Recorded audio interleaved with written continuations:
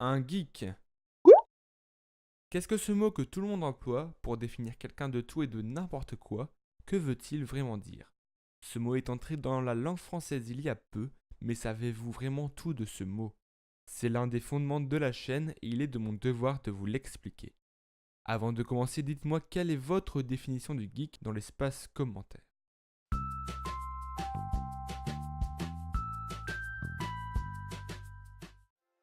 D'après le dictionnaire, le geek est fan d'informatique, de science-fiction, de jeux vidéo.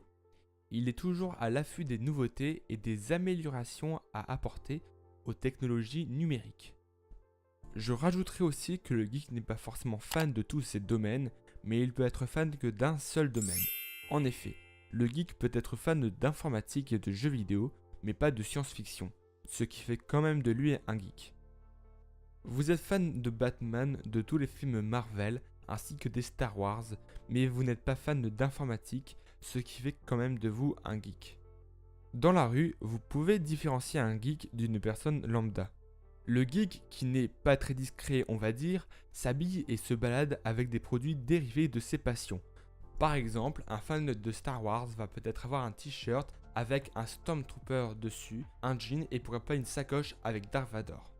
Et je rajouterai même que si on suit les stéréotypes du geek, le personnage que je vous décris aurait peut-être les cheveux longs.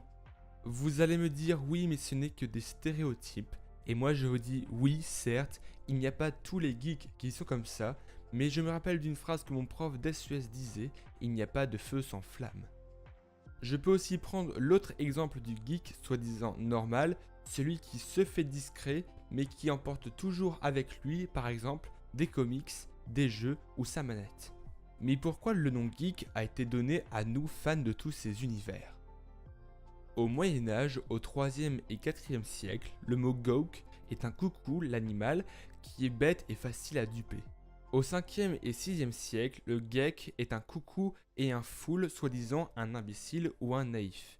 Vers l'an 1000, le geek ou geken, de par son origine germanique, est une référence animalière, un fou, un idiot ou un imbécile. Vers 1515, le mot geek commence à être utilisé dans la littérature anglaise par Shakespeare et d'autres poètes.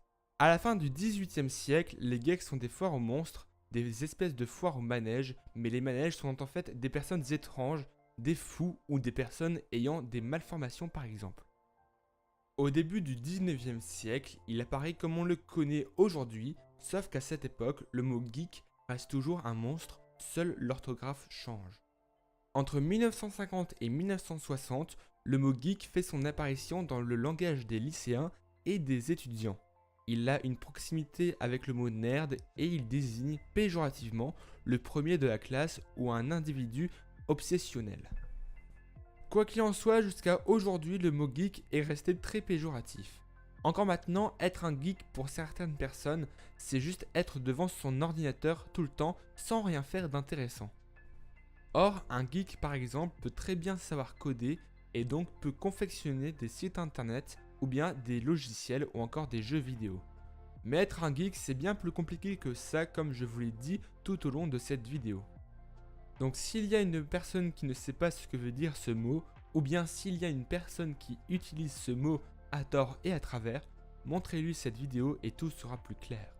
Évidemment, je n'ai pas la science infuse, donc si vous voulez proposer une autre définition du geek, ou bien me corriger sur certains points, ou encore débattre sur d'autres points, c'est avec plaisir que je discuterai avec vous dans les commentaires, ou bien en message privé. Parce que le changement, c'est une succession de différentes idées par différents cerveaux.